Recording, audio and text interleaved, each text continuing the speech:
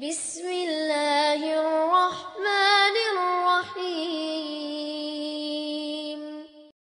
محترم سامعین، شیخ کا تعارف غائبانہ طور پر ہم سب سے ہے، لیکن یہ شیخ کا پہلی مرتبہ یہاں پر تشریف لانا ہوا ہے۔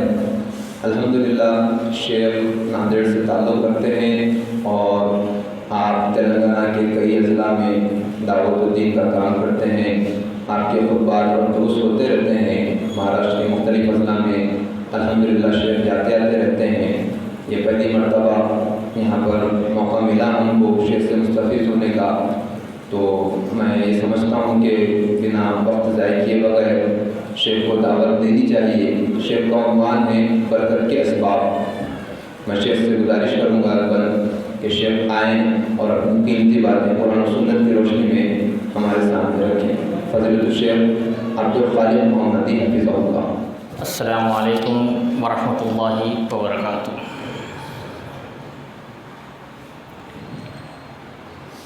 الحمد للہ رب العالمین وبک نستعین۔ قال اللہ تبارک و تعالی فی القرآن المجید والفرقان الحمید، اعوذ باللہ من الشیطان الرجیم، بسم اللہ الرحمن الرحیم، فقلت استغفروا ربکم انہ کان غفارا یرسل السماء علیکم مدرارا ویمددکم باموال وبنین ویجعل لکم جنات ویجعل لکم انہارا۔ رب اشرح لی صدری ویسر لی امری واحلل عقدۃ من لسانی یفقہوا قولی، سبحانک لا علم لنا الا ما علمتنا انک انت العلیم الحکیم۔ تمام قسم کی حمد و ثنا، کبریائی و بزرگی اللہ وحدہ لا شریک لہ کے لیے لائق و زیبا ہے، جو دونوں جہاں کا خالق، رازق، مالک، پالنہار ہے۔ وہی اللہ ہے جسے چاہتا ہے صرف لڑکے عطا کرتا ہے، جسے چاہتا ہے صرف لڑکیاں عطا کرتا ہے، جسے چاہتا ہے لڑکے لڑکیاں ملا کر عطا کرتا ہے، اور جسے اللہ اولاد نہ دے اسے کوئی اولاد نہیں دے سکتا۔ وہی اللہ ہے جو بیمار کرتا ہے، شفا یابی عطا کرتا ہے، مصیبت میں مبتلا کرتا ہے، مصیبت سے نکالتا ہے، عزت عطا کرتا ہے، ذلیل کر دیتا ہے، فتح عطا کرتا ہے، شکست دیتا ہے۔ بیدک الخیر، ہر قسم کی بھلائی اللہ رب العالمین ہی کی طرف سے ہے۔ بعدہ درود و سلام ہو تمام انبیاء پر، خصوصاً آخری نبی جناب حضرت محمد مصطفیٰ صلی اللہ علیہ وسلم پر، وہ ذات مبارکہ مطہرہ کہ اللہ رب العزت نے جنہیں رحمت کائنات بنا کر بھیجا اور جن کے ذریعے سے اہل کائنات کی ہدایت اور رہنمائی کا بندوبست فرمایا۔ محترم سامعین اکرام، آج کے اس پروگرام میں جس عنوان کے تحت کچھ باتیں پیش کی جائے گی وہ ہے برکت کے اسباب۔ سب سے پہلے میں اللہ رب العالمین سے دعا کرتا ہوں کہ اللہ تعالیٰ مجھے حق بات کہنے اور ہم تمام لوگوں کو کہنے سننے سے زیادہ عمل کی توفیق عطا فرمائے، آمین یا رب العالمین۔ یہ بہت ہی اہم موضوع بھی ہے، برکت۔ عموماً ہمارے معاشرے میں برکت صرف ایک ہی چیز میں چاہیے، وہ ہے مال۔ مال کے علاوہ کسی چیز میں ہم کو برکت چاہیے ہی نہیں، کیونکہ ہمارے سمجھ میں یہ نہیں آتا کہ دوسروں میں کیسے برکت ہونا چاہیے۔ جبکہ برکت کا جہاں تک کے تعلق ہے، جہاں برکت مال میں ہونا چاہیے وہاں صحت میں بھی ہونا چاہیے، وہیں بیوی بچوں میں بھی ہونا چاہیے، وہیں گھر میں بھی ہونا چاہیے، وہیں معاشرے میں بھی ہونا چاہیے، ہر جگہ برکت ہونا چاہیے۔ کیونکہ اگر بیوی بے برکت رہے گی تو گھر جہنم رہے گا، بچے بے برکت رہیں گے تو خون کے آنسو روتے رہیں گے، معاشرہ بے برکت رہے گا تو صرف مسائل اور گناہ کا انبار لگا ہوا ہوگا۔ صحت میں اگر برکت نہیں رہی تو بی پی، شوگر، مختلف قسم کی بیماریوں کے اندر مبتلا ہوں گے۔ برکت ہر چیز میں چاہیے، ایسا نہیں صرف مال میں چاہیے۔ برکت کہتے کسے ہیں؟ سب سے پہلے تعریف سمجھیے، اللہ رب العالمین کی طرف سے کسی بھی چیز میں خیر اور بھلائی کا ثابت ہونا یہ برکت کہلاتا ہے۔ اگر آپ کی जिस्म में बरकत है तो समझ लीजिए आप खैर की ज़िंदगी गुजार रहे हैं। जो लोग 60-70 साल के ऊपर तजावुज़ कर चुके हैं, बेड रेस्ट पड़े हुए हैं, ना खा सकते हैं ना खुद को साफ़ कर सकते हैं, उनसे पूछिए कि सेहत में बरकत कितनी ज़रूरी है। क्योंकि जब तक, मैं हमेशा ये कहता हूँ कि जब तक इंसान सेहतमंद होता है उसे किसी चीज़ का एहसास नहीं रहता। जब सेहत ख़त्म हो जाती है, बीमार हो जाता है, तब वसीयतें नसीहतें याद आती है, नसीहत करना शुरू कर देता है। तो सेहत के अंदर भी एक इंसान के लिए बरकत। अब ये बरकत हासिल कैसी की जाए, ये सबसे अहम चीज़ है कि बरकत आएगी कैसे। बरकत आमाले सालिहा के ज़रिए हासिल करने के बजाय लोग नहुसत के ज़रिए बरकत हासिल करते हैं। नहुसत से बरकत हासिल करना ऐसे ही है जैसा एक बीमार जहर खा के समझने लगे कि मुझे शिफायाबी मिल जाएगी। कि क्या चीज़ करें कि हमारे माल में बरकत हो, क्या चीज़ करें कि हमारी बीवी बच्चों में बरकत हो, क्या चीज़ अपनाएं कि हमारी सेहत में बरकत हो, क्या चीज़ अपनाएं कि हमारे माशरे के अंदर बरकत हो, हमारी हर चीज़ में बरकत हो। क्योंकि जिस चीज़ में अगर अल्लाह रब्बुल आलमीन बरकत डाल दे तो फिर हमें फ़िक्र करने की ज़रूरत नहीं रहती। जैसे अल्लाह रब्बुल आलमीन ने कुरान मजीद के बारे में फरमाया कि वहादा किताबुन अंज़लनाहु मुबारका, कि हमने इस किताब को बाबरकत नाज़िल किया। कुरान के अंदर कितनी बरकतें हैं, और बरकतें और रहमतों के बाद जो चीज़ मिलती है उसके अंदर शर का पहलू कम पाया जाता है, खैर ही खैर होता है इसका। और याद रखिए बरकतें सिर्फ एक ही वजह से उठती है, वो नाफरमानी, गुनाह। जिस तरह सांस ले रहे हैं उस तरह हम गुनाह करते हैं। बहुत सारे लोग समझते हैं हम गुनाह नहीं कर रहे हैं, जैसे सांस ले रहे हैं वैसे गुनाह कर रहे हैं। उठते बैठते सुबह शाम हर वक्त हमसे गुनाह ही सरजर्द होते हैं। ये बात अलग है कि हम उसे गुनाह नहीं समझते, वो एक अलग मसला है। हम अल्लाह की इबादत नहीं करते, गुनाह करते हैं, क्योंकि जिसके लिए पैदा किया गया वही काम नहीं करते तो हम गुनाह करते हैं। अल्लाह ने हमें नेमतें दी, उस नेमतों का शुक्र अदा नहीं करते तब भी हम गुनाह करते हैं।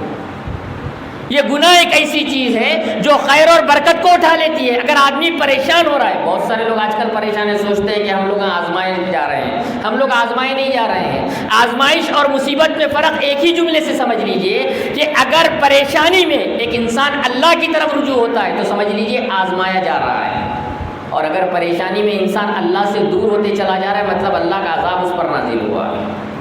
ज़रा सा बुखार आ गया, नमाज़ पढ़ना छोड़ दिए। होना तो ये चाहिए कि ज़्यादा नमाज़ें पढ़ें, होना तो ये चाहिए कि ज़्यादा कुरान शरीफ पढ़ें, लेकिन अगर हम मुसीबत और परेशानी में ज़रा सा टेंशन हो गया तो नमाज़ छोड़ देते हैं, देर से पढ़ना शुरू कर देते हैं, खैर और भलाई के काम हम छोड़ देते हैं। अगर हम मुसीबत और परेशानी में खैर के कामों को छोड़ देते हैं तो समझ लीजिए अल्लाह का अज़ाब हमारे ऊपर नाज़िल हुआ है।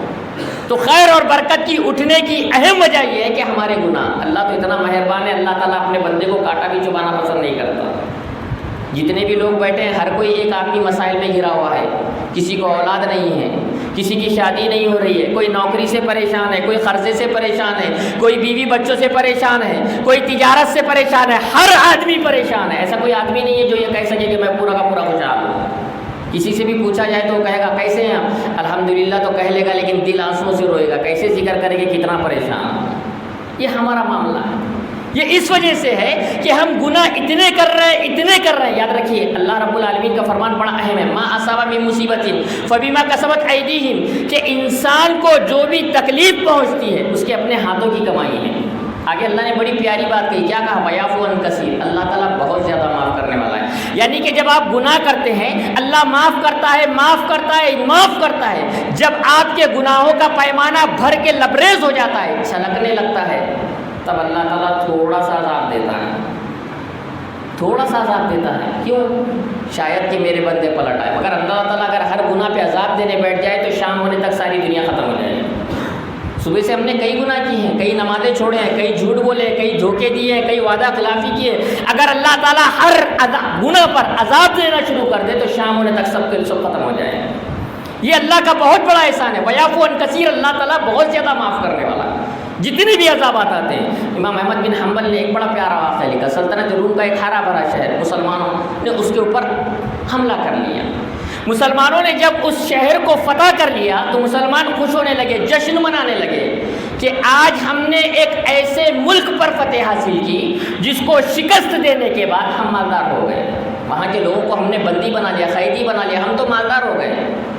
لوگوں نے دیکھا کہ حضرت ابو درداء رضی اللہ تعالیٰ عنہ نظر نہیں آ رہے ہیں، تلاش کرنے میں معلوم پڑا کہ ایک کنارے بیٹھ کر وہ رو رہے ہیں۔ کچھ صحابہ نے دریافت کیا، کیا بات ہے، کیوں رو رہے ہو؟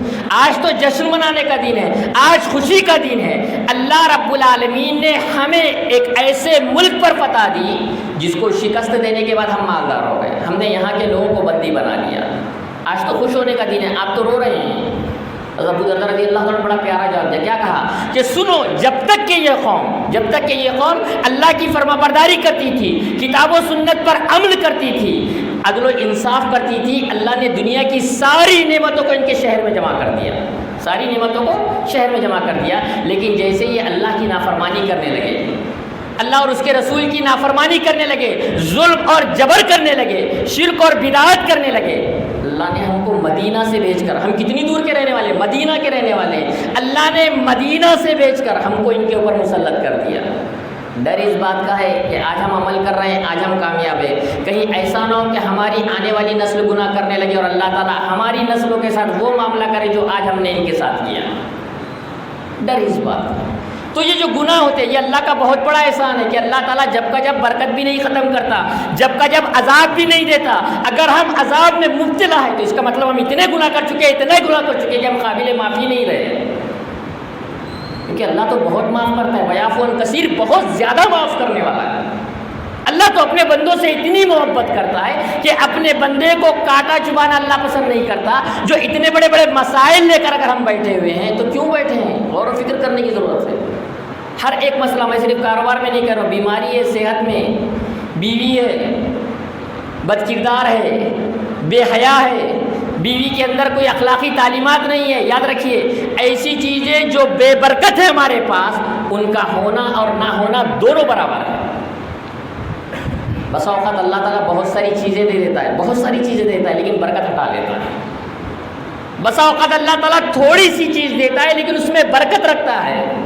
بہت سارے ایسے لوگ ہیں جن کے پاس دنیا کا سب سامان ہے لیکن چھت پنکھے دیکھ کر زندگی گزار رہے ہیں، بی پی شوگر کے مریض ہے، رات بھر موبائل دیکھ کر زندگی کاٹ رہے ہیں، نہ رات کو نیند آ رہی نہ دن میں چین آ رہا ہے، سب کچھ ہے، زندگیوں میں برکت نہیں ہے۔ لیکن بہت سارے معاشرے میں ایسے بھی لوگ ہیں، کچھ نہیں ہے، 2 وقت کی صرف روٹی کما لیتے ہیں، چین اور سکون سے زندگی بسر کر رہے ہیں، بغیر کسی پریشانی کے زندگی بسر کر رہے ہیں، اطمینان اور سکون کے ساتھ زندگی بسر کر رہے ہیں۔ وجہ یہ ہے کہ ان کی زندگیوں میں اللہ نے برکت رکھ دی ہے۔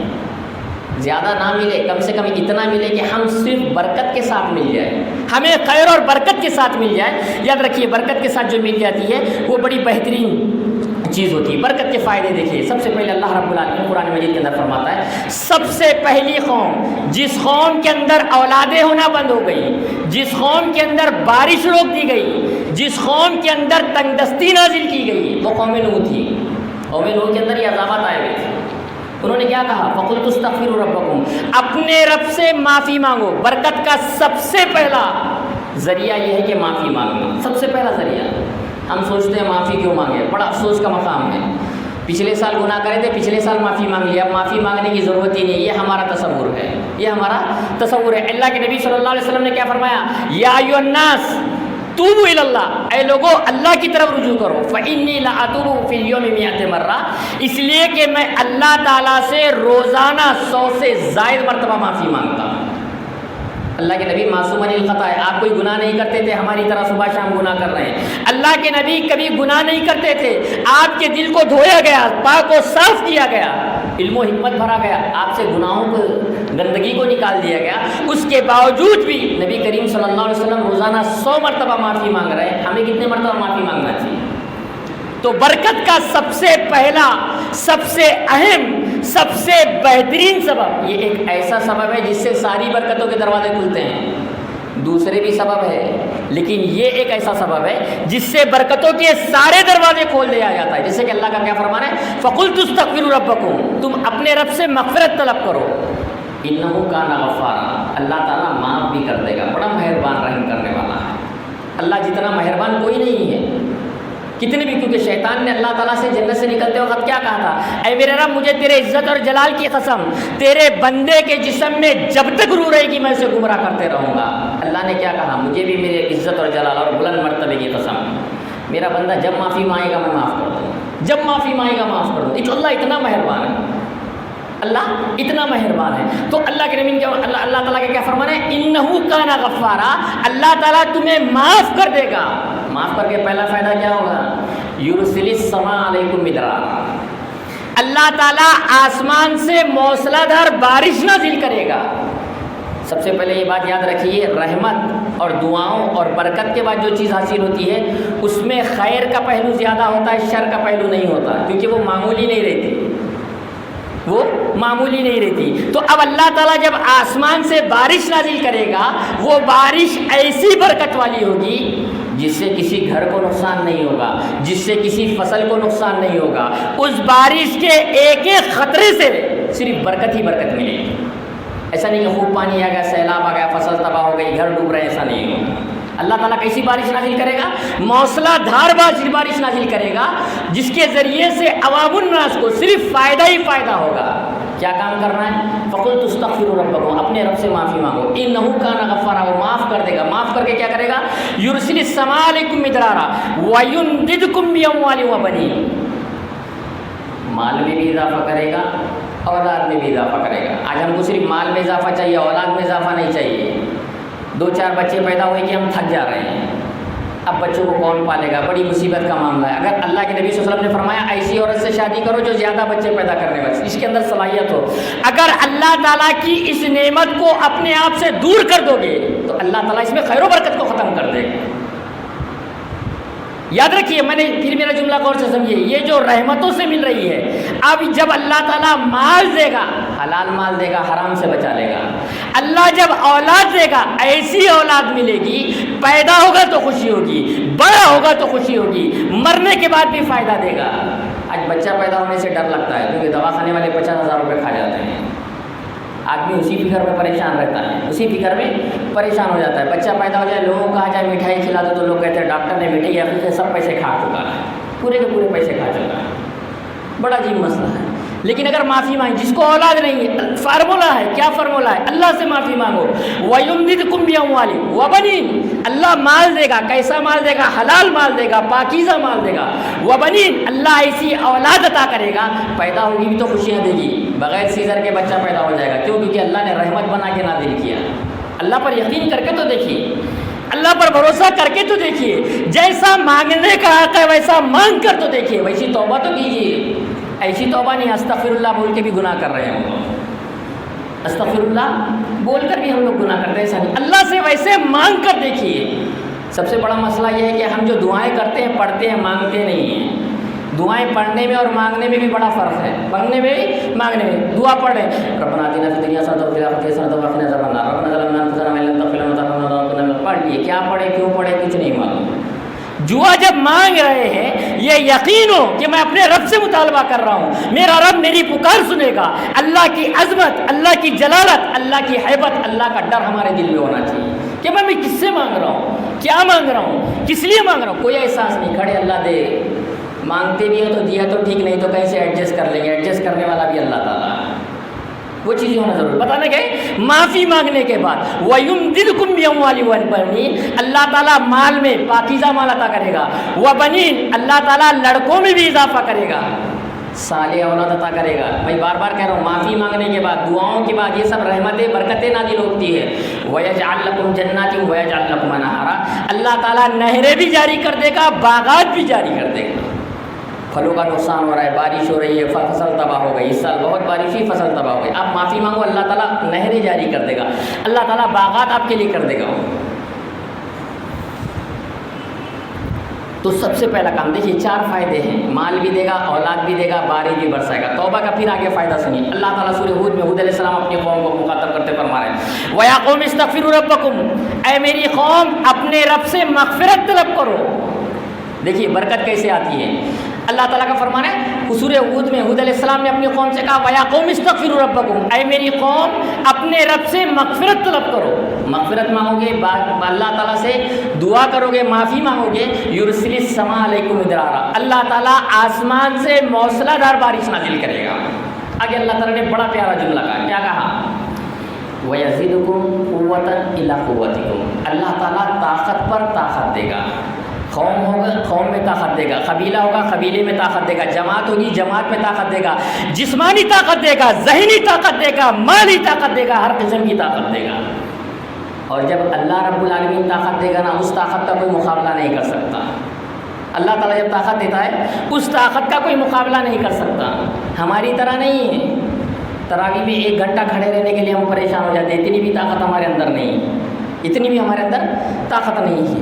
ہمارے دل اتنے بزدل ہیں. اللہ تعالیٰ کیسی طاقت و قوت عطا کرتا ہے جانتے ہیں؟ جنگ خیبر کے موقع پر واقعہ بڑا تفصیل طلب ہے، مختصر ذکر کرتے ہیں. مرحب جو دشمنوں کی طرف سے پہلوان تھا، جس نے دعوت مبادرت دی تھی کہ ادھر سے ایک آدمی ہے ادھر سے ایک آدمی ہے، دونوں مل کے لڑ لے، دونوں مل کے لڑ لے، جو ہار جائے گا وہ قوم ہار جائے گی، تاکہ زیادہ قتل و غارت گیری نہ ہو. مرحب جب دشمنوں کی طرف سے آیا، جب مسلمانوں کی طرف حضرت علی رضی اللہ تعالیٰ عنہ اس کے مقابلے کے لیے گئے، آپ نے شیر کی طرح ایک ہی وار کیا.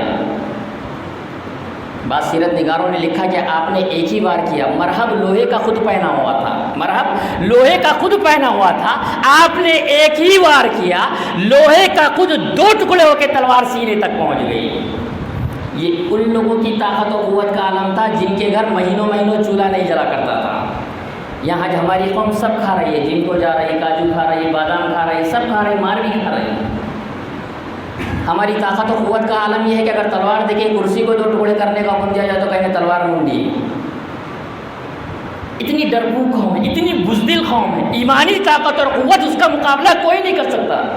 وہ حضرت علی ہے جن کے گھر میں کھانا نہیں پکتا تھا، مہینوں مہینوں چولہا نہیں جلتا تھا. ان کی طاقت و قوت کا عالم ہے. کیونکہ جب ایمان ہوتا ہے، جب ایک انسان اللہ رب العالمین سے معافی مانگتا ہے، وَيَزِدُكُمْ قُوَّةً إِلَىٰ قُوَّتِكُمْ، اللہ تعالیٰ طاقت پر طاقت دے گا. قوم ہوگی قوم میں دے گا، قبیلہ ہوگا قبیلے میں دے گا، جماعت ہوگی جماعت میں دے گا، ذہنی طور پر دے گا، جسمانی طور پر دے گا، مالی طور پر دے گا. ہر اعتبار سے اللہ تعالیٰ طاقت و قوت دے گا. کیا کرنا ہے؟ صرف توبہ استغفار کرنا ہے، اللہ سے معافی مانگنا ہے. کتنے لوگ ہیں معافی مانگتے ہیں؟ استغفر اللہ کا معنی بھی لوگوں کو نہیں معلوم ہے. استغفر اللہ بول دیتے ہیں، کبھی بھی بول دیتے ہیں. جمعیہ بھی تو استغفر اللہ بولتے ہیں، کہیں پر بھی استغفر اللہ بولتے ہیں. معنی تو معلوم ہونا چاہیے. یہی توبہ استغفار کے فائدے دیکھیے. آگے اللہ رب العالمین ایک جگہ قرآن مجید کے اندر فرماتا ہے وَأَنِ اسْتَغْفِرُوا رَبَّكُمْ ثُمَّ تُوبُوا إِلَيْهِ، تم اپنے رب سے توبہ استغفار کرو، ثُمَّ تُوبُوا إِلَيْهِ، اس کی طرف رجوع کرو. يُمَتِّعُكُم مَتَاعًا حَسَنًا، اگر تم اللہ تعالیٰ سے معافی مانگو گے، اللہ تعالیٰ کی طرف رجوع کرو گے، اللہ تعالیٰ آپ کو اچھا سامان زندگی دے گا. جب اللہ تعالیٰ اچھا کہہ رہا ہے تو اس سے زیادہ اچھا کوئی نہیں ہو سکتا. جب اللہ اچھا کہہ رہا ہے اس سے زیادہ اچھا سامان زندگی کو یہ ہو ہی نہیں سکتا. تو سب سے زیادہ ہمارے لیے اہم یہ ہے کہ ہم توبہ استغفار کریں. جیسے میں نے قرآن کی 3 آیتیں بھی ذکر کی، اب احادیث سے ذکر کرتے چلو کہ توبہ استغفار کا فائدہ کیا ہے. اللہ کے نبی صلی اللہ علیہ وسلم نے فرمایا من لزم الاستغفار جعل اللہ من کل ہم فرجا ومن کل ضیق مخرجا ورزقہ من حیث لا یحتسب. اللہ کے نبی صلی اللہ علیہ وسلم نے فرمایا جو بندہ روزانہ توبہ اور استغفار کو لازم کر لے، جو بندہ روزانہ توبہ اور استغفار کو لازم کر لے، اللہ 3 اعلیٰ درجوں کی نعمتوں سے نوازے گا. 3 اعلیٰ درجوں کی نعمتوں سے نوازے گا. کون کون سی نعمتیں ملے گی؟ جعل اللہ من کل ہم فرجا، اللہ تعالیٰ اس کو ہر غم اور فکر سے نجات دے دے گا. اتنے لوگوں میں سے کوئی ایسا آدمی نہیں ہوگا جسے غم اور فکر نہ ہو. بیٹوں کا، بچوں کا، بیوی کا، قرضے کا، ہر چیز کی فکر ہے. اللہ تعالیٰ کیا کرے گا؟ جو روزانہ معافی مانگے گا، جعل اللہ من کل ہم فرجا، ہر قسم کے غم اور فکر سے نجات دے دے گا. ومن کل ضیق مخرجا، اللہ تعالیٰ ہر تنگی سے نکلنے کا راستہ پیدا کر دے گا. ورزقہ من حیث لا یحتسب، اللہ تعالیٰ ایسی جگہ سے روزی دے گا انسان کے گمان میں بھی نہیں ہوگا یہاں سے روزی ملے گی. کیا کرنے پر ملے گا؟ یہ جو بندہ روزانہ اللہ سے معافی مانگتا ہے، لازم کر لیتا ہے، صبح شام اللہ سے معافی مانگ رہا ہے، تو اللہ تعالیٰ سے جب ایک بندہ معافی مانگتا ہے، اللہ تعالیٰ خیر و برکت کے سارے دروازے کھول دیتا ہے، رحمتوں کے دروازے کھول دیتا ہے، غم اور فکر سے نجات دے دیتا ہے، تنگی سے نکلنے کا راستہ پیدا کر دیتا ہے، ایسی جگہ سے روزی دیتا ہے کہ انسان کے گمان میں بھی نہیں ہوگا، انسان کے گمان میں۔ یاد رکھیے توبہ استغفار روئے زمین کی سب سے پہلی عبادت بھی ہے، سب سے اہم ترین بھی عبادت ہے۔ سب سے پہلی عبادت توبہ استغفار کیوں ہے؟ یہ آدم علیہ السلام کو جب جنت سے نکالا گیا تو سب سے پہلے آپ نے کون سی دعا کی؟ ربنا ظلمنا انفسنا وان لم تغفر لنا وترحمنا لنکونن من الخاسرین۔ اے ہمارے رب، ہم نے اپنے نفسوں پر ظلم کیا، وان لم تغفر لنا، اے میرے رب اگر تو نے مجھے بخشا نہیں، وترحمنا، ہم پر رحم نہیں کیا، لنکونن من الخاسرین، یقیناً ہم خسارہ اٹھانے والوں سے۔ روئے زمین کی عظیم ترین عبادتوں میں سے ایک عبادت توبہ استغفار ہے۔ کیسے؟ ہم جانتے ہیں رمضان المبارک کا مہینہ سب سے عظیم مہینہ ہے۔ عظیم مہینے کے عظیم راتیں کون سی ہیں؟ آخری عشرے کی راتیں ہیں۔ آخری راتوں میں سب سے عظیم رات شب قدر کی رات ہے۔ شب قدر کی رات میں سب سے عظیم عبادت معافی مانگنا ہے۔ حضرت عائشہ رضی اللہ تعالیٰ کہتی ہے اللہ کے نبی نے فرمایا اگر تم شب قدر پالو تو یہ دعا پڑھو۔ کیا دعا پڑھو؟ اللہم انک عفو تحب العفو فاعف عنی، اے اللہ تعالیٰ تو معاف کرنے والا ہے، معافی کو پسند کرتا ہے، تو مجھے معاف کر دے۔ ہم سب جانتے ہیں شب قدر عظیم عبادت ہے۔ اس عظیم رات میں نماز، روزے، زکوٰۃ لکھ کے کہا گیا خصوصاً توبہ استغفار، اللہ تعالیٰ سے معافی مانگو، یہ اتنی عظیم ترین عبادت ہے۔ یاد رکھیے توبہ اور استغفار اتنی عظیم عبادت ہے، اتنی عظیم عبادت ہے، اللہ رب العالمین قرآن مجید کے اندر فرماتا ہے وما کان اللہ معذبہم وہم یستغفرون، اللہ رب العالمین ان لوگوں کو کبھی عذاب نہیں دے گا جو لوگ توبہ استغفار کرتے ہیں، کبھی عذاب نہیں دے گا اللہ تعالیٰ جو لوگ روزانہ اللہ سے معافی مانگتے ہیں۔ تو برکت کے لیے میں نے بار بار یہ کروں، صرف مال ذہن میں مت دوڑائیے، بیوی، بچے، صحت، حکومت، سب چیزوں کے اندر ہمیں برکت چاہیے۔ ہر چیز میں اگر برکت چاہیے تو سب سے پہلا کام یہ ہے کہ ایک انسان لازم کر لے صبح اٹھتے ہی معافی مانگے۔ گناہ کرتے ہیں نا، بہت گناہ کرتے ہیں، صبح شام ہم سے گناہ ہوتے ہیں، رات کو سو رہے ہیں گناہ کر رہے ہیں، کیا کر رہے ہیں؟ ٹی وی دیکھ کے سو رہے ہیں، موبائل دیکھ کر سو رہے ہیں۔ میں اکثر یہ کہتا ہوں کہ اکثر لوگ جو کہتے ہیں مولانا فجر میں آنکھ نہیں کھل رہی ہے، فجر میں آنکھ نہیں، فجر میں آنکھ نہ کھلنے کی ایک اہم وجہ ہے کہ رات کو آپ گناہ کر کے سو رہے ہیں، غیبت کر کے سو رہے ہیں، چغلیاں کر کے سو رہے ہیں، پکچر دیکھ کے سو رہے ہیں، گانے سن کے سو رہے ہیں، برے کام کر کے سو رہے ہیں۔ آپ عبادت کر کے سوئیے، ذکر و اذکار کر کے سوئیے، انشاءاللہ بھی ضرور آپ کی آنکھ کھلے گی۔ انسان جب گناہ کرتا ہے تو دل سیاہ ہو جاتا ہے، انسان کی عقل ختم ہو جاتی ہے۔ آپ نیک کام کر کے سوئیے، یقیناً آپ کی فجر میں آنکھ ضرور کھلے گی۔ بہرحال بتانا مقصد یہ کہ برکت کے اسباب میں پہلا سبب یہ ہے کہ ہم اللہ تعالیٰ سے معافی مانگیں۔ مختصر طور پر میں نے تمام چیزیں آپ کے سامنے ذکر کی کہ برکت کیسے حاصل ہوتی ہے۔ دوسرا سبب برکت حاصل کرنے کا تقوی اختیار کرنا۔ تقوی کی اگر ایک جملے میں، بہت سارے علماء نے بہت ساری تعریف کی ہے، ایک جملے میں اگر تعریف کی ہے، اللہ رب العالمین کی تمام باتوں کو مکمل طور پر عمل کرنا۔ اللہ رب العالمین نے جن کاموں کو کرنے کا حکم دیا ہے مکمل طور پر انہیں ادا کرنا، اللہ رب العالمین نے جن کاموں سے منع کیا ہے مکمل طور پر ان کاموں سے رک جانا تقویٰ کہلاتا ہے۔ تقوی کی بہت ساری تعریف ہے، ایک مختصر تعریف یہ بھی ہے کہ اللہ نے جو احکامات دیے انہیں مکمل طور پر بجا لانا، اور اللہ رب العالمین نے جن جن چیزوں سے منع کیا ہے ان تمام چیزوں سے رک جانا۔ تقوی کا فائدہ کیا ہوگا؟ اللہ رب العالمین قرآن مجید کے اندر فرماتا ہے اے نبی آپ قوم سے کہہ دیجیے وَلَوْ أَنَّ أَهْلَ الْقُرَىٰ آمَنُوا وَاتَّقَوْا لَفَتَحْنَا عَلَيْهِمْ بَرَكَاتٍ مِّنَ السَّمَاءِ وَالْأَرْضِ، اے نبی آپ ان سے کہہ دیجئے کہ اگر یہ بستی والے لوگ آمنوا ایمان لائے، واتقوا اور تقوی اختیار کرے، لَفَتَحْنَا عَلَيْهِمْ بَرَكَاتٍ مِّنَ السَّمَاءِ وَالْأَرْضِ، زمین اور آسمان کی ساری برکتوں کے دروازے ہم ان کے لیے کھول دیں گے۔ زمین میں آسمان سے بارش نازل کرے گا، زمین سے گیس، پیٹرول، معدنیات، تمام چیزیں اللہ رب العالمین نے ہمارے لیے، زمین اور آسمان میں اللہ نے جتنی برکتیں رکھی، اللہ نے جمع کا صیغہ استعمال کیا، صرف ایک برکت نہیں، جتنی برکتیں آسمان میں ہیں، جتنی برکتیں زمین میں ہیں، ساری کی ساری برکتوں کے دروازے اللہ تعالیٰ ہمارے لیے کھول دے گا۔ کب؟ اگر ہم ایمان لائیں، واتقوا اگر ہم تقوی اختیار کریں، ساری کی ساری زمین کھول دے گا۔ جنت بھی اللہ نے متقیوں کے لیے تیار کی، اعدت للمتقین، دنیا میں بھی برکت ہوگی، آخرت میں بھی اگر برکت چاہیے تو تقوی اختیار کرنا ضروری ہے۔ وَرَحْمَتِي وَسِعَتْ كُلَّ شَيْءٍ فَسَأَكْتُبُهَا لِلَّذِينَ يَتَّقُونَ۔ اللہ تعالیٰ کا فرمان ہے میری رحمت بڑی وسیع ہے، میں نے اس کو ان لوگوں کے لیے لکھ دیا ہے جو تقوی اختیار کرتے ہیں۔ یہی تقوی تھا جس نے یوسف علیہ السلام کو کنویں سے نکال کر، جیل سے نکال کر، بازار سے نکال کر بادشاہ کے تخت تک پہنچا دیا۔ یہ تقوی ہی تھا۔ انبیاء کرام کے درمیان بہت ساری تقوی کی مثالیں ہیں۔ تقوی ایک ایسی چیز ہے، اللہ تقوی کے فائدے دیکھیے کیسی برکت آتی ہے۔ اللہ رب العالمین کا فرمان ہے وَمَن يَتَّقِ اللَّهَ يَجْعَل لَّهُ مَخْرَجًا، جو بھی بندہ اللہ سے ڈرے گا، تقوی اختیار کرے گا، یجعل لہ مخرجا، اللہ تعالیٰ اس کے لیے راستے پیدا کر دے گا۔ کب راستے پیدا کر دے گا؟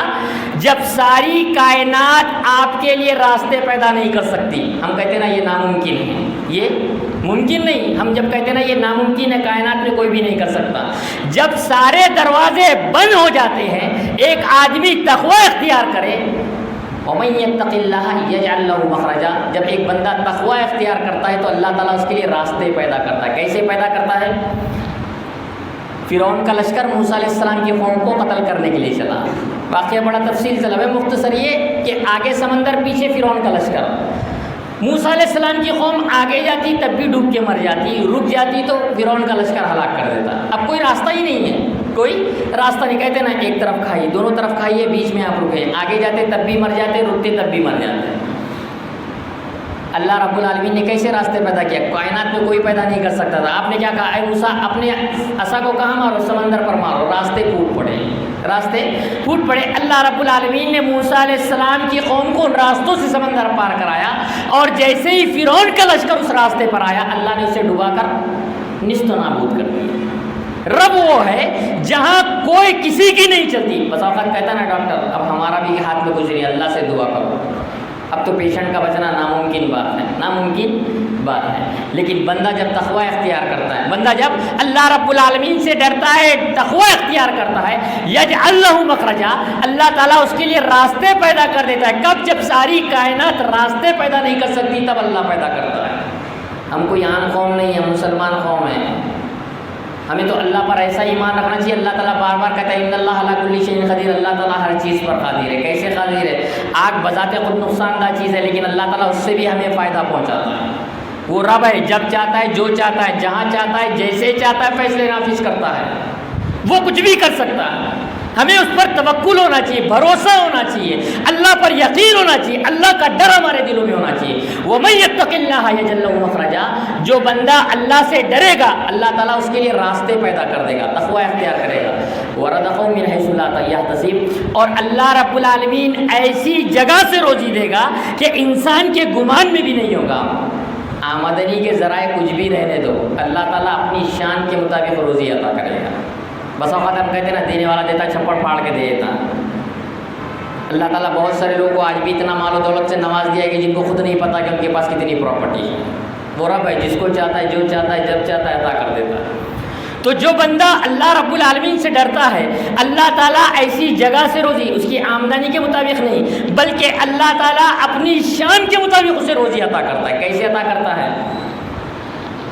فرعون کا بھی جو واقعہ تفصیل طلب جو ہے، وہ بچوں کو قتل کیا کرتا تھا، تو جس سال وہ لڑکوں کو قتل کیا کرتا تھا اسی سال اللہ تعالیٰ نے موسیٰ علیہ السلام کو پیدا کیا، اور موسیٰ علیہ السلام کو دودھ پلانے کا ذمہ بھی اللہ تعالیٰ نے کسے عطا کیا؟ ان کی ماں کو عطا کیا۔ کائنات میں کوئی بھی ایسا آدمی مثال پیش نہیں کر سکتا کہ ایک عورت نے اپنے ہی بچے کو دودھ پلا کر لاکھوں انعام پایا، کیونکہ بادشاہ وہ انعام دیا کرتا تھا۔ واقعہ تفصیل طرف مختصر ذکر کر کہ وہ اپنی طرف سے کیا کرتا انعام، وہ بچے کو دودھ پلانے کی ضرورت پہ ان کی ماں کو ہی رکھا۔ واقعہ سب لوگ جانتے ہیں۔ بتانا مقصد یہ کہ کائنات میں کہیں ایسا واقعہ نہیں ہوا کہ ایک ماں نے اپنے ہی بچے کو دودھ پلا کر ہزاروں لاکھوں روپے انعام پایا ہوا۔ وہ رب ہے ایسی جگہ سے روزی عطا کرتا ہے کہ انسان کے گمان میں بھی نہیں ہے۔ وہ رب ہے ہر تنگی میں راستہ۔ جیسے کہ اللہ کے نبی جب ہجرت کر رہے تھے، آپ غار ثور میں پناہ لی۔ غار اتنا چھوٹا تھا، بعض سیرت نگاروں نے الگ الگ باتیں لکھی۔ کچھ سیرت نگاروں نے لکھا کہ غار اتنا چھوٹا تھا کہ اگر کافر اندر نہ آتے، باہر سے جھانک بھی لیتے، تب بھی اللہ کے نبی نظر آ جاتے، تب بھی اللہ کے نبی نظر آ جاتے۔ بعض سیرت نگاروں نے یہاں تک کہ لکھا غار اتنا چھوٹا تھا کہ اگر وہ اندر نہ آتا انہوں نے لکھا کہ جس رب نے اس کافر کو غار تک پہنچنے کی توفیق دی، جس رب نے اس کافر کو غار تک پہنچنے کی توفیق دی، نیچے دیکھنے کی توفیق نہیں دی۔ اگر وہ نیچے بھی دیکھ لیتا تو اللہ کے نبی نظر آ جاتا۔ وہ رب ہے، راستے پیدا کرتا ہے، کتنی بھی تکلیف، کتنی بھی پریشانی میں کیوں نہ ہو، اللہ رب العالمین ہمارے لیے راستے پیدا کر دیتا ہے۔ یاد رکھیے کامیابی کن کے لیے ہے؟ مسلمانوں کے لیے نہیں ہے۔ اللہ نے کامیابی کا وعدہ متقیوں سے کیا ہے۔ اگر ہم سمجھتے ہیں مسلمان ہیں تو ہم مسلمان سمجھ کے رہیں۔ اللہ رب العالمین نے فرمایا وَلَا تَهِنُوا وَلَا تَحْزَنُوا وَأَنْتُمُ الْأَعْلَوْنَ إِن كُنتُم مُؤْمِنِينَ، تم پریشان مت ہو، غمزدہ مت ہو، تم ہی غالب رہو گے، سر بلند رہو گے اگر تم مومن ہو۔ اللہ تعالیٰ نے مسلمانوں سے کہیں بھی کامیابی کا وعدہ نہیں کیا، جبکہ اللہ تعالیٰ نے فرمایا قالت الاعراب آمنا، اے نبی یہ دیہاتی لوگ کہتے ہیں کہ ہم ایمان لائے۔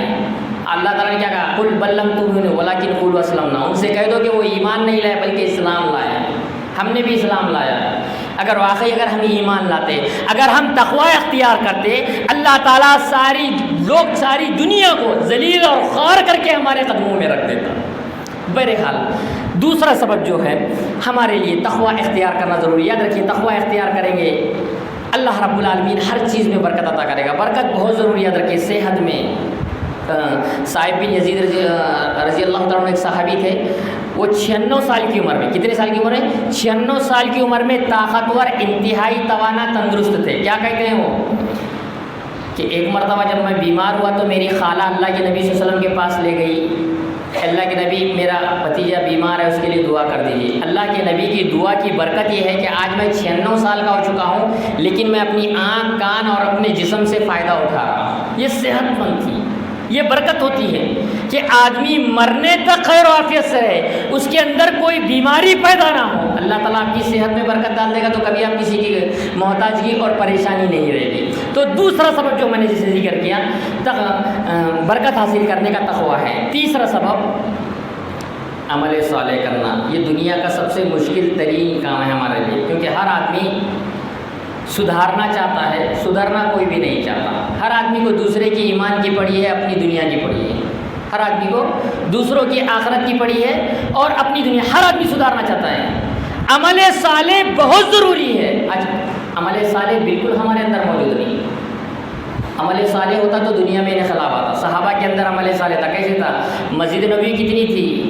40x50 یا 50x55 کی کچھ اتنی چھوٹی سی مسجد تھی، نہ فرش تھا نہ عرش تھا، کچھ نہیں تھا، لیکن اس مسجد سے جو بھی آدمی عزم مصمم کر کے نکلا اس نے دنیا کی تاریخ بدل دی۔ ہماری تو مسجد عالی شان ہے، ایک سے ایک مسجد ہے، پنکھے ہے، سب کچھ ہے، لیکن ہم میں سے کوئی ایسا آدمی بھی نہیں نکل پا رہا ہے، قوم و ملت کو چھوڑیے، نہ اپنا گھر نہ اپنے آپ پر اسلام کو نافذ کر پا رہا ہے۔ یہ ہمارا معاشرہ ہے، کیونکہ ہم تو سدھرنا نہیں چاہتے، ہم صرف دوسروں کو سدھارنا چاہتے ہیں۔ یہ ہمارا مقصد ہے۔ یاد رکھیے عمل صالح بہت زیادہ ضروری ہے برکت کے لیے، عمل صالح نہیں۔ آج ہمارا معاشرہ کیا ہے؟ نماز پڑھ کر برکت حاصل کرنے کے بجائے برکت کیسے حاصل کی جاتی ہے؟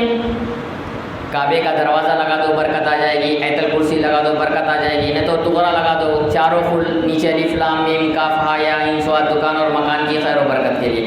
اگر اس سے ہی خیر و برکت نازل ہوتی، پورے قرآن کے صفحے لگا دیجیے پورے گھر میں، برکت ہی برکت آنا شروع ہو جائے گی۔ برکت جس کے ذریعے حاصل کرنا ہے، میں نے جسے کہا جائز وسیلوں کو چھوڑ کر ناجائز وسیلوں کو، بہت سارے لوگ کہتے ہیں مولانا دکان نہیں چل رہی، کوئی تعویذ ہوگا تو دے دو، کوئی دعا ہوگی تو بتا دو، تھوڑا پانی دم کر کے دے دو۔ الگ الگ جگہوں پر الگ الگ لوگ مسائل لے کر آتے ہیں۔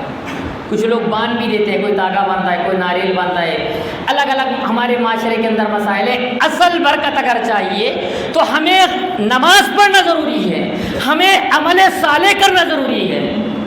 آج ہم نماز چھوڑ سکتے ہیں؟ دکان پر ہم کس لیے بیٹھتے ہیں؟ نماز کو کس لیے چھوڑتے ہیں؟ کاروبار بڑھانے کے لیے۔ نماز کو اس لیے چھوڑتے ہیں؟ کاروبار بڑھانے کے لیے چھوڑتے ہیں۔ کاروبار نماز چھوڑنے سے بڑھتا نہیں، گھٹتا ہے۔ کاروبار نماز چھوڑنے سے بڑھتا نہیں، گھٹتا ہے۔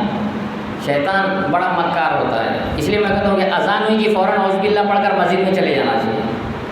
شیطان اتنا مکار ہوتا ہے، اذان ہوئی کہ گرے کا جاتا ہے، نہیں بھی آیا تو شیطان ہی وسوسہ ڈالتا ہے کہ تو 1:45 بجے کی اذان ہوئی، 1 بجے جماعتیں چلے جائیں گی، 1 بجے جماعت کھڑی ہوتی تو پھر شیطان مکار یہ ذہن میں ڈالتا ہے ابھی تو 1:30 بجے والی بازو کی مسجد میں پڑھ لی ہے۔ 1:30 بجے کا ٹائم جب شروع ہوتا ہے تو شیطان پھر مکار یہ چال ڈالتا ہے کہ ابھی 1:45 بجے جماعت ہے، 1:45 بجے پڑھ لی ہے۔ 1:45 بجے جب ٹائم آ جاتا ہے اکیلے بعد میں جا کے پڑھ لیے. اکیلے جب پڑھنے کا وقت آتا ہے ایک آدھ بار نہیں پڑھے تو کیا جا رہا ہے, اتنے لوگ نہیں پڑھے, اپن 2-4 ٹائم کی تو نماز پڑھ رہے ہیں. یہ خیالات انسان کے ذہن میں آتے رہتے ہیں. نماز بے عمل لوگوں کو دیکھ کر اور بے عمل ہوتے چلا جاتا ہے. نماز خیر و برکت کا ذریعہ ہے. نماز خیر و برکت کا, کتنی پیاری پیاری دعائیں اس کے اندر. آپ نماز صحیح ڈھنگ سے پڑھیے, سارے مسائل آپ کے حل ہو جائیں گے. نماز سے تو انتہائی بے رخی کا عالم ہے. مسجد میں آتے ہیں تو سب سے آخری صف میں بیٹھیں گے, سب سے کونے کی صف میں بیٹھیں گے. پہلے صف میں کوئی بیٹھنے کے لیے تیار نہیں. وہی اسٹیڈیم میں مشاعرے میں جانا پڑا تو بھاگ کر جائیں گے لوگ. دکان پر اٹھ کے جاتے, دکان پہ ایک گریک آیا تو کتنا فائدہ گا, 100-200 روپے کا فائدہ ہوگا. گریک سے آپ کتنا کما لیں گے, 1000-2000 روپے ہی کما لیں گے. اس چھوٹے سے فائدے کے لیے خیر کثیر سے محروم ہو جاتے ہیں. وہ نماز جو برکت دلاتی ہے, وہ نماز جو خیر و برکت کا نزول ہوتا ہے, وہ نماز جو اطمینان اور سکون دلاتی ہے, تھوڑے سے پیسوں کے لیے ہم اس کو چھوڑ دیتے ہیں. نماز کے لیے ہمارے پاس بالکل وقت نہیں ہے. اللہ کے نبی اللہ رب العالمین قرآن مجید کے اندر فرماتا ہے برکت کیسے آئے گی. من عمل صالحا من ذکر او انثی, جو بھی کوئی نیک کام کرے چاہے آدمی ہو یا عورت ہو, وہو مومن, شرط یہ کہ ایمان والا ہو, فلنحیینہ حیاتا طیبہ, ہم اس کو پاکیزہ زندگی عطا کریں گے. جب اللہ تعالیٰ پاکیزہ عطا کرے گا تو اس کے اندر شرم نام کی چیز نہیں رہے گی.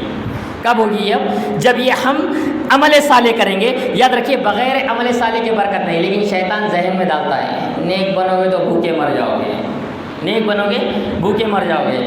داڑھی رکھو گے تو نہ نوکری ملے گی نہ چھوکری ملے گی, نہ نوکری ملے گی. بہت سارے لوگ شادی کے بعد داڑھی رکھتے ہیں. داڑھی میں برکت کیسے جانتے ہیں؟ امام ابن قیم رحمہ اللہ نے بڑی پیاری بات کہی. کیا کہا؟ یہ داڑھی جو ہے ڈر, ہیبت, جلالت, خوف کی علامت ہے.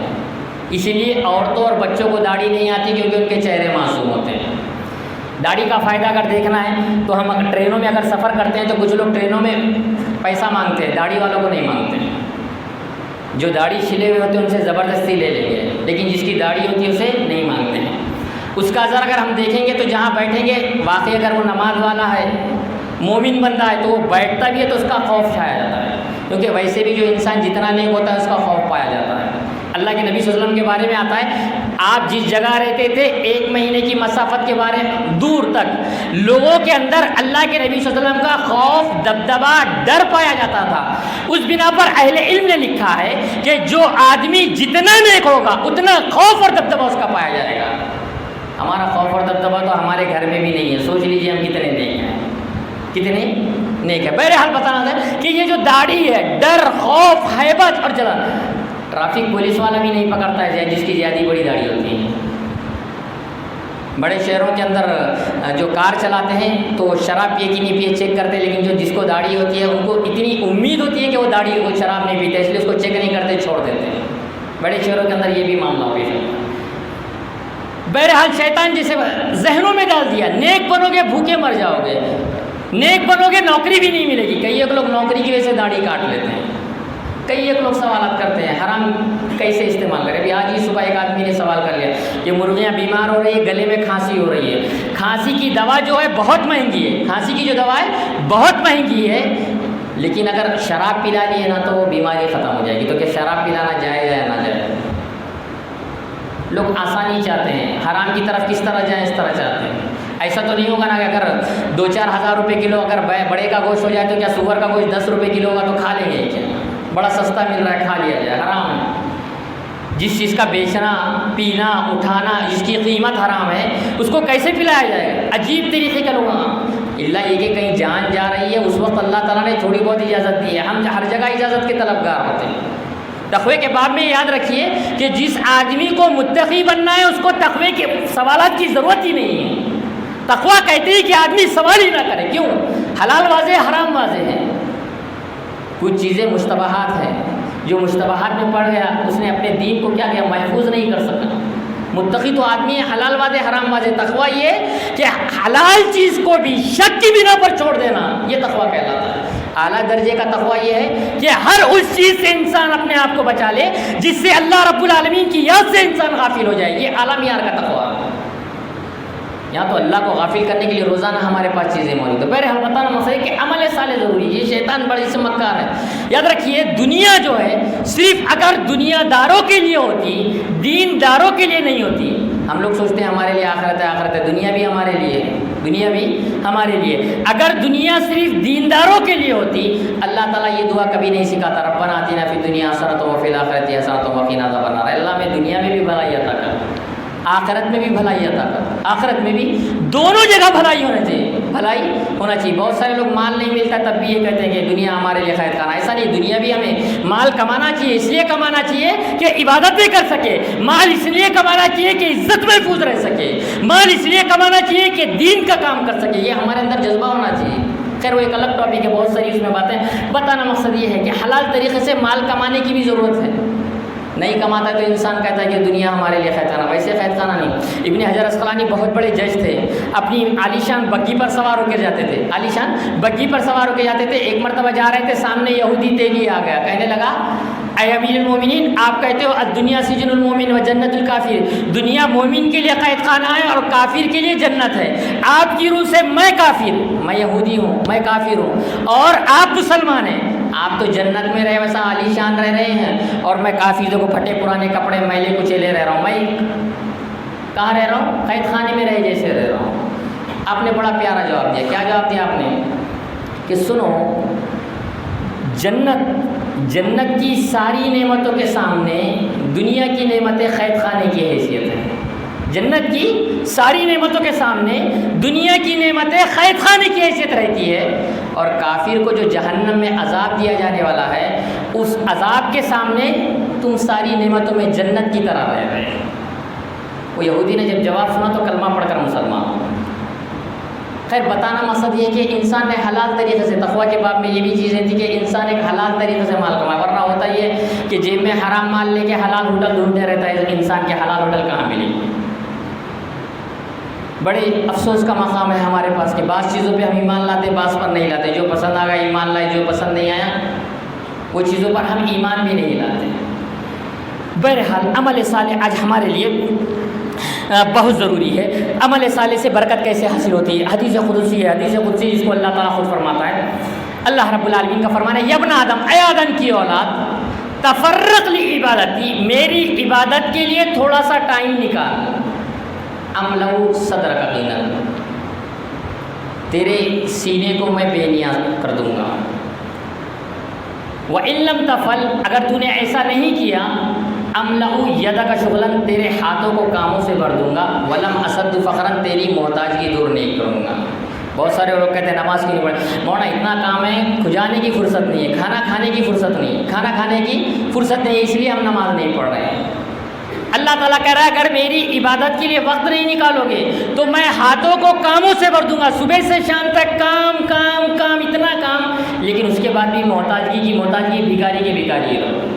لیکن اگر آپ اللہ کی عبادت کے لیے وقت نکال دیتے ہیں, اللہ تعالیٰ آپ کے سینے کو بے نیاز کر دے گا. ایک روایت میں آتا ہے کہ اللہ تعالیٰ دونوں ہاتھوں کو روزی سے بھر دے گا, دونوں ہاتھوں کو روزی سے بھر دے گا. تو محترم سامعین, اگر ہمیں خیر اور برکت چاہیے تو اس کے لیے ہمارے لیے ضروری ہے کہ ہم نیک عمل کریں, نماز پڑھیں, روزہ رکھیں, صدقہ و خیرات کریں. جتنے بھی کتاب و سنت کے مطابق نیک اعمال بتائے گئے ہیں, ہم نیک اعمال کرنے کی کوشش کریں. یقیناً اللہ تعالیٰ ہماری زندگی میں خیر و برکت نازل کرے گا. اسی طرح ایک سبب یہ ہے خیر و برکت کا, صدقہ و خیرات کرنا. ہمارے معاشرے کا یہ بھی المیہ ہے. دیکھیے, زکوٰۃ امیروں کو دینا ہے, صدقہ خیرات بھکاری کو بھی دینا ہے. یہ بات ذہن میں بٹھا لیجیے. زکوٰۃ صرف امیروں کو, صاحب نصاب کو دینا ہے, خیرات بھکاری کو بھی دینا ہے. ہمارے لوگ کیا سوچتے ہیں, وہ فلاں سیٹ 1 لاکھ دے دینا, فلاں سیٹ 5 لاکھ دے دینا, فلاں 3 لاکھ دینا. میں کیا دینا, کچھ بھی نہیں دینا. میں کیا دینا, کچھ بھی نہیں دینا. اللہ کے نبی صلی اللہ علیہ وسلم نے جب صدقے کی آیت نازل کی تو جو صحابہ اکرام کے پاس پیسے نہیں تھے, بازار گئے, محنت کی, حمالی کی, مزدوری کی, جو پیسے آئے صدقہ و خیرات کر دیے. یہ جذبہ تھا صحابہ اکرام. ہم 1 روپیہ بھی دیتے ہیں. اگر آدمی, ایک مالدار آدمی 1 لاکھ روپیہ دیتا ہے تو ہم اس پر بھی سبقت لے جا سکتے ہیں. کیسے؟ اللہ کے نبی نے فرمایا 1 روپیہ 1 لاکھ روپے پر سبقت لے گیا. کیسے لے گیا؟ جس نے 1 لاکھ روپیہ دیا, سمجھیے اس کے پاس 1 کروڑ روپے موجود تھے. 1 کروڑ روپے والا اگر 1 لاکھ روپے دیتا ہے تو انہیں 1% دیتا ہے, 1% دیتا ہے. جبکہ جس کے پاس 2 روپے تھے, جس کے پاس 2 روپے تھے, وہ 1 روپیہ صدقہ کرتا ہے. یعنی کہ کل کائنات میں سے آدھی کائنات صدقہ کرتا ہے. کل کائنات میں سے آدھی کائنات صدقہ کرتا ہے، اس طرح 1,00,000 روپیہ صدقہ کرنے والے پر بھی وہ سبقت لے جائے گا۔ تو یاد رکھیے جو صدقہ کرتا ہے، ایک آدمی نے عادت ڈال دینا چاہیے۔ ہم کو تو چاہیے کہ بچے کو بچپن سے صدقہ و خیرات کی عادت ڈالنا چاہیے، کیونکہ جو بچپن میں صدقہ و خیرات کرتا ہے، ابھی پچھلے سال ایک آدمی نے سوال کر لیا ہمارے شہر میں، کیا سوال کیا؟ وہ کبھی 5 روپے خرچہ نہیں کرتا، وہ 5 روپے خرچہ، وہ چائے بھی لوگوں سے پیتا ہے، اتفاق سے ایسا ہو گیا کہ اس نے پلاٹ جمع کیا، آج کی ڈیٹ میں اس کی زکوٰۃ نکل رہی ہے 4 لاکھ روپے۔ اب جو آدمی 5 روپے خرچہ کر نہیں سکتا، وہ 4 لاکھ روپے زکوٰۃ نکالنا بڑا مشکل مسئلہ ہے۔ 1 مہینے تک تو بار بار کھلا کے پوچھ رہا تھا کیسے مسئلہ حل ہوگا، تو 1 سال نکل گیا، اب دوسرا سال آ گیا، وہ 4 لاکھ کے شاید 10 لاکھ بھی ہو جائیں گے، لیکن اب وہ خرچہ کیسے کرے گا؟ جو آدمی 5 روپے خرچہ نہیں کر سکتا، اب اگر 10 لاکھ اگر اس کو زکوٰۃ دینا پڑے گی، کتنا بڑا المیہ ہوگا اس کے لیے، شاید جان نکل جائے، روح ختم ہو جائے اس سے۔ تو بچپن سے بچہ اگر اسکول بھی جا رہا ہے تو 2 بچوں کا ٹفن دے کے بھیجنا چاہیے، تاکہ اس کے اندر بچپن سے یہ احساس رہے کہ مجھے کسی کو کھلانا ہے، مجھے کسی کو صدقہ و خیرات کرنا ہے۔ یہ تربیت بہت ضروری ہے۔ تربیت کے باب میں ایک اہم بات کرتے جاؤں کہ بہت سارے لوگ کہتے ہیں تربیت کرنا کیسا، یہ بڑا اہم مسئلہ ہے۔ تربیت ہونا کیسا یہ بھی معلوم ہونا چاہیے۔ بچوں کو نماز کی تربیت کیسے کریں؟ ایک مثال دیتے چلو، ماں روٹی پکا رہی ہے، اچانک اذان ہوئی، ماں کا کام یہ چولہا بند کرے، نماز پڑھے۔ ایسا نہیں کہ 2-4 روٹیاں ڈال لیتی ہوں پھر نماز پڑھ لوں۔ بچے کو یہ احساس ہونا چاہیے کہ اذان اور نماز اتنی اہمیت والی ہے کہ ماں نے چولہا بند کر کے نماز پڑھنا شروع کر دیا۔ ماں کپڑے دھو رہی ہے، اذان ہوتی ہی سب چھوڑ دے، ایسا نہیں کہ تھوڑا کھنگال کے یہ کر لوں۔ بچے کو یہ احساس ہونا چاہیے کہ کپڑے دھونے سے زیادہ اہم کیا ہے؟ نماز ہے۔ ماں مہمانوں کے ساتھ بیٹھی ہے، اذان ہو رہی ہے، فوراً اٹھ کر چلے جائے۔ بچے کو یہ احساس ہونا چاہیے کہ یہ مہمانوں سے زیادہ عزیز نماز ہے، تب جا کے تربیت ہوگی۔ خالی تربیت بول دینے سے تربیت نہیں ہوگی۔ بہرحال بچوں کو جیسے میں نے کہا صدقہ و خیرات کی جو ہے بچپن، صدقہ و خیرات سے مال کیسے بڑھتا ہے؟ اللہ کے نبی صلی اللہ علیہ وسلم فرماتے ہیں ہر روز آسمان دنیا پر 2 فرشتے نازل ہوتے ہیں۔ ایک فرشتہ کہتا ہے اے اللہ تعالیٰ تیری راہ میں مال خرچ کرنے والے کے مال میں اضافہ کر دے، اور دوسرا فرشتہ کہتا ہے اللہ تعالیٰ بخیل کے مال کو تباہ و برباد کر دے۔ روز فرشتہ دعا کرتا ہے، ہر روز کرتا ہے۔ 1 روپیہ تو روز صدقہ و خیرات کرو، 5 روپے تو ہر آدمی سوچتا میں کیوں کروں، ہزاروں لاکھوں روپے خرچہ کر دیتے ہیں شیطان کے کاموں میں، ہم ہزاروں روپے خرچہ کر دیتے ہیں۔ اہل ایمان کے مزید میں ڈبے میں چندہ بھی ڈالنا ہے تو کیا کرتے ہیں؟ جیب ٹٹولتے رہتے ہیں۔ چلر نکل گئی تو ڈال دیا، 1000-500 کی نوٹ نکل گئی تو واپس رکھ دیتے۔ اس لیے امام ابن قیم رحمہ اللہ نے بڑی پیاری بات کہی، جو چیز کسی صاحب حیثیت کو دینے میں تم شرم محسوس کرتے ہو، اللہ کی راہ میں دینے میں کیوں شرم محسوس نہیں کرتے؟ ابھی کہا جائے چیف منسٹر کو اگر تحفہ دینا ہے تو اپنی طاقت سے بڑھ کے دیں گے، اپنی محبوبہ کو تحفہ دینا ہے تو اور زیادہ قرضے لے کر تحفہ دے دیں گے، لیکن اللہ رب العالمین کی راہ میں دینے کے لیے چلر بندے ڈھونڈتے ہیں۔ مانگنا ہے تو لاکھوں کروڑوں اربوں مانگ لیں گے، دینے کے لیے ہمارے پاس اللہ کے پاس، اللہ رب العالمین ہماری مدد کا بھی محتاج نہیں ہے۔ زمین و آسمان جب سے بنی اللہ تعالیٰ مال و دولت خرچ کر رہا ہے، اس کے خزانوں میں کمی ہونے والی نہیں ہے۔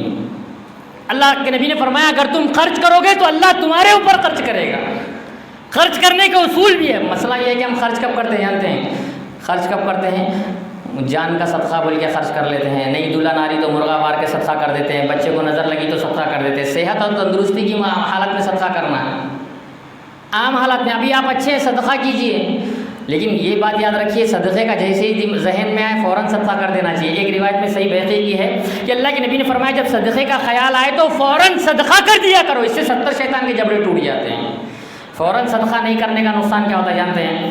ایک آدمی جب صدقے کے لیے نکلا، ان کو دینا کیا نہیں، ارے تو شرابی ہے ٹھیک ہے ان کو نہیں دینا، ان کو دینا کیا نہیں، انہوں تو نماز نہیں پڑھتے ٹھیک ہے ان کو بھی نہیں دینا، ان کو دینا کیا ان میں تو کوئی اچھائی دینا ان کو بھی نہیں، ان کو دینا کہنا تو سگریٹ پیتے ان کو نہیں، پھر کس کو دینا، کس کو بھی نہیں دینا، جیب میں رکھنا، گھر میں چلے جانا، جیب میں رکھ دینا۔ اس لیے آدمی صدقہ بھی نہیں کرتا۔ آپ کی نیت صحیح ہونا چاہیے، حلال مال ہونا چاہیے، غلط جگہ بھی چلے جائے گا تو اللہ تعالیٰ قبول کر لے گا۔ اس کا مطلب یہ نہیں کہ غلط جگہ دیتے پھرو، کیونکہ وہ ایک بنی اسرائیل میں ایک روایت بھی کہ ایک آدمی نے کہا میں آج رات صدقہ کروں گا، رات کو صدقہ کیا تو معلوم پڑا آج چور کو صدقہ دے دیا گیا۔ اس نے کہا الحمدللہ اللہ تیرا شکر ہے، کل میں پھر صدقہ کروں گا۔ اگر ہم کو معلوم پڑ جائے غلط ہاتھوں میں چلے گا تو صدقہ دینا ہی ہم بند کر دیں گے۔ اس نے دوسرے دن پھر کہا میں صدقہ کروں گا، دوسرے دن کیا تو معلوم پڑا آج تو زانیہ کو صدقہ دے دیا گیا۔ اس نے کہا الحمدللہ اللہ تیرا شکر ہے، کل میں پھر صدقہ کروں گا، تیسرے دن صدقہ دیا تو معلوم پڑا مالدار کو صدقہ دے دیا گیا۔ کہا الحمدللہ اللہ تیرا شکر ہے۔ ایک روایت میں آتا ہے کہ اللہ نے تینوں صدقے قبول کر دیے۔ کس طرح؟ جس دن چور کو صدقہ دیا اس نے چوری نہیں کی، جس دن بدکار کو صدقہ کیا اس نے بدکاری نہیں کی، جس دن اس نے مالدار کو صدقہ دیا اس کو بھی شرم آنے لگی، وہ بھی صدقہ و خیرات کرنے لگا۔ بہرحال ایک آدمی کے اندر مزاج ہونا چاہیے سب، لیکن دو چیزیں اس میں ہونا ضروری ہے، ایک اخلاص اور ایک اچھا مال۔ ردی کچرا مال اللہ تعالیٰ پسند نہیں کرتا، اس لیے اللہ نے فرمایا اللہ کی راہ میں ایسا مال دینے کی کوشش نہ کرو جسے تم خود پسند، تمہیں اگر کوئی دے تو پسند نہ کرے۔ ہمیں کوئی باسی پرانا کھانا لا کے دے تو ہم پسند کریں گے ہی کیا؟ اللہ کے نبی نے تازہ کھانا دینے کا حکم دیا، ہم کیا کرتے ہیں رات کا بچے ہوا کھانا صبح کھا لینے کے بعد اب تھوڑے دن کے بعد کتے بھی کھانا پسند نہیں کریں گے، وہ کھانا لیا کر پڑوس میں دے دیتے ہیں۔ ایسا کھانا اللہ تعالیٰ دلوں کو دیکھتا ہے، نیتوں کو دیکھتا ہے، اور اللہ تعالیٰ بہتر جانتا ہے کہ کون سا بندہ کس شان کے مطابق ایمان رکھتا ہے، ورنہ اللہ تعالیٰ دکھاوے کے اور ردی خراب مال بھی اللہ تعالیٰ پسند نہیں کرتا، ورنہ دکھاوا تو آج ہمارے پاس عام ہے۔ ورنہ یہاں تک کہ اسلام میں یہ حکم ہے کہ اگر تم کسی کو کھانا کھلاؤ، انما نطعمکم لوجہ اللہ لا نرید منکم جزاء ولا شکورا، کہ ہم تم کو جو کھانا کھلاتے ہیں لوجہ اللہ کھلاتے ہیں، اس کے ذریعے سے نہ ہم شکر چاہتے ہیں نہ بدلہ چاہتے ہیں۔ ہم کہتے ہیں نا ٹھیک ہے خالی ہمارے واسطے دعا کر دو، تو دعا کرنے کے لیے کہنے کا بھی حکم نہیں ہے، کیونکہ آلریڈی تمہارا نیک عمل خود تمہارے لیے دعا ہے، نیک عمل تمہارے لیے دعا ہے، اور تمہارا برا عمل تمہارے لیے بد دعا ہے، برا عمل بد دعا ہے۔ بہرحال دو چیزیں اس کے اندر ہونا بہت ضروری ہے، اخلاص کے ساتھ دیا ہوا صدقہ ہونا چاہیے اور اچھا صدقہ دیا ہوا ہونا چاہیے۔ اللہ تعالیٰ یاد رکھیے، اللہ تعالیٰ کوانٹٹی نہیں کوالٹی دیکھتا ہے، اور ہم ہر جگہ کوانٹٹی دیکھتے ہیں، ہر جگہ کوانٹٹی واہ دیکھتے ہیں۔ ابھی اگر کسی سے کہہ دیا جائے فلاں مسجد میں بور مارنے کا، تو 10 لوگ کھڑے ہو جائیں گے، میں مار دوں میں مار دوں میں مار دوں، کیوں؟ کیونکہ سب کو معلوم ہے یہ بور جب تک چلے گا جب تک ثواب ملے گا پانی پلانے کا، یہ بور جب تک ملے گا جب تک ثواب ملے گا پانی پلانے۔ لیکن اگر کوئی آدمی کھڑے رہ کے کہے میری بچی بیمار ہے کوئی پیسے دو، تو لوگ صرف افسوس کریں گے، کوئی مدد کرنے کے لیے تیار نہیں ہے۔ بور مارنا کوئی برا کام نہیں ہے، لیکن بور مارنے پر جنت ملے گی یا نہیں ملے گی وہ کنفرم نہیں، لیکن وہ مریض کا علاج کرنے پر شاید اللہ تعالیٰ اس ادا سے خوش ہو کر جنت دے دے، عین ممکن۔ اللہ تعالیٰ ایک ایک عمل پر نظر رکھے ہوئے، اللہ تعالیٰ اداؤں سے خوش ہوتا ہے۔ اللہ تعالیٰ ہمیں اپنی زندگی میں بھی دیکھتے رہنا چاہیے، جیسا کہ وہ بنی اسرائیل کے 3 لوگوں کا واقعہ تفصیل طلب مختصر خالی یہ بتانا چاہ رہا ہوں کہ 3 لوگوں نے غار میں پناہ لیا، اکثر ماں باپ کی خدمت میں بیان سنایا جاتا ہے۔ تینوں نے اپنے نیک عمل کے وسیلے سے دعا کی۔ اس واقعے میں اہم بات یہ ہے کہ ہم اپنے نیک عمل کے وسیلے سے دعا کر سکتے ہیں، یہ اہم بات ہے۔ اب سوال یہ پیدا ہوتا ہے، ہر ایک نے زندگی گزار دیا، کوئی 20 سال کوئی 30 سال کوئی 50 سال، فرض کرو آج ہمارے اوپر مصیبت آ گئی، تو اپنی پچھلی زندگی میں جھانک کر دیکھیں کہ ہم نے اب تک کوئی ایسا عمل کیا ہے جس کو وسیلہ بنا کر اللہ تعالیٰ سے دعا کر سکے اللہ تعالیٰ فلاں دن میں نے ایسا کام کیا تھا، تو ہم کو لگے گا ہر کام میں کرپشن نظر آئے گا، ہمارے کہیں نہ کہیں گڑبڑ گھوٹالہ نظر آئے گا۔ ہم خوش ہیں عمل کر رہے ہیں، تو سوچئے کہ کوئی ایسا نیک عمل ہے کہ جس سے اللہ تعالیٰ سے کہہ سکے اللہ تعالیٰ فلاں دن میں نے تیرے لیے یہ کام کیا تھا، تو میری دعا کو قبول کر، سب گڑبڑ گھوٹالہ نظر آئے گا۔ بہرحال بتانا مقصد ہے کہ اگر ہم خیر و برکت اگر چاہتے ہیں تو ہمیں اللہ رب العالمین کی راہ میں کثرت سے خرچ کرتے رہنا چاہیے۔ اللہ رب العالمین اس کے بہت سارے فضائل ہیں، یہ جتنی بھی چیزیں میں ذکر کیا کمپلیٹ ایک ٹاپک ہے، اس کے اوپر تفصیلاً ذکر کیا جا سکتا ہے، مختصر ذکر کروں کہ ہمارے دلوں میں نیت ہوتے رہنا چاہیے ہم اللہ کے راہ میں روزانہ کچھ نہ کچھ صدقہ خیرات کریں۔ بعض سلف ایسے بھی تھے روزانہ کچھ نہ کچھ صدقہ خیرات کیا کرتے تھے، صدقہ خیرات کے ویسے بھی بہت فائدے ہیں۔ یاد رکھیے جو بندہ روزانہ کسی کو صدقہ خیرات کرتا ہے اللہ رب العالمین پر واجب ہو جاتا ہے اس کی مدد کرے۔ 2 واقعے جیسا کہ ایک قرآن کے اندر ایک حدیث کے اندر، باغ والوں کا جو واقعہ ہے، آدمی اپنے باغ کے سارے مال کے 3 حصے کرتا تھا، ایک غریبوں کے لیے، ایک تجارت کے لیے، ایک گھر کے لیے۔ اگر اللہ تعالیٰ اسے مال نہیں دے گا تو وہ جو حصہ غریبوں کو جاتا سارے بھوکے رہ جاتے تھے، اس لیے اللہ تعالیٰ کو مال دینا ضروری ہو جاتا۔ اسی طرح بنی اسرائیل کا وہ واقعہ بھی مختصر میں جو ذکر کروں کہ ایک آدمی جب جنگل میں سفر کر رہا تھا، بادلوں میں آواز سنی فلاں کے کھیت میں پانی برسنا ہے، جا کر معلوم کیا تو پتا چلا وہ کھیت کا کچھ حصہ غریبوں کو دیتا ہے۔ وہ غریبوں کو دینے کی وجہ سے، غریبوں کی مدد کرنے کی وجہ سے اللہ پر لازم ہو گیا کہ اس کی بھی مدد کی ہے۔ ہم کیا سمجھتے ہیں مال دینے سے گھٹتا ہے، الٹا سمجھتے ہیں مال دینے سے کبھی نہیں گھٹتا۔ جو آدمی اللہ کی راہ میں 1 روپیہ خرچہ کرے گا اللہ تعالیٰ اسے بڑا چڑھا کر ضرور عطا کرے گا۔ تو ہمارے لیے ضروری ہے کہ ہم خیر و برکت کے لیے صدقہ و خیرات کریں۔ اسی طرح چند مختصر سی چیزیں ذکر کرتے چلو اپنی بات ختم کرتا ہوں کہ تجارت میں سچ بولیں گے بھی تو خیر و برکت ہوگی، اس کی بھی تفصیل ترین باتیں ہیں۔ اسی طرح اس امت کی اللہ تعالیٰ نے صبح میں بھی برکت رکھی، اللہم بارک لامتی فی بکورہا۔ اللہ کے نبی صلی اللہ علیہ وسلم نے فرمایا اللہ تعالیٰ نے اس امت کی صبح میں برکت رکھی ہے۔ صبح کے جتنے بھی کاروبار ہیں، دیکھیے کوئی کاروبار نہیں کہتا میں کاروبار میں اندر ہو گیا، لیکن 10 بجے کے بعد کے جتنے کاروبار ہیں سب کہتے ہیں کاروبار نہیں چل رہا۔ اللہ نے اس امت کی صبح میں برکت جتنی چائے کی اور جو بھی کاروبار کرتا ہے فجر کے بعد اللہ نے اس امت کی صبح میں برکت ہی رکھی ہے. ہماری قوم سو رہی ہے. بہت کم لوگ خوش نصیب ہیں لوگ نماز کے لیے جاگتے ہیں. جاگتے تو سب ہیں. کوئی بیوی کو چھوڑنے کے لیے جاگتا ہے, کوئی بچوں کو چھوڑنے کے لیے جاگتا ہے, کوئی ڈاکٹر نے کہا کہ نہیں چلیں گے تو مر جائیں گے اس لیے کوئی جاگتا ہے, کوئی صبح جاگ کر دوڑنا شروع کر دیتا ہے. لیکن بہت ہی کم لوگ ہوتے ہیں جو اللہ کی بندگی کرنے کے لیے جاگتے ہیں. صبح جاگیے, اس امت کی صبح میں اللہ تعالیٰ نے برکت رکھی ہے. اس امت اسی طرح اگر دینی تعلیم جو حاصل کر رہے ہیں ان پر بھی خرچ کریں گے تو آپ برکت حاصل کریں گے. جیسا کہ ایک صحابی نے اللہ کے نبی کے پاس آ کر شکایت کی کہ میرا بھائی کام کے لیے نہیں جاتا, تو اللہ کے نبی نے کہا کہ دینی تعلیم حاصل کر رہا ہے, اسی کی وجہ سے تجھے برکت بھی عطا کی جاتی ہے. تو کوشش کریں کہ اگر ہم اپنے بچوں کو عالم فاضل حافظ نہیں بنا سکتے تو اپنے معاشرے کے کسی غریب بچے کو عالم حافظ فاضل بنانے کی کوشش کریں. اس سے بھی برکت ملے گی. وہ جب تک اس کے ذریعے خیر پھیلے گا وہ برکات آپ کو الگ ملے گی.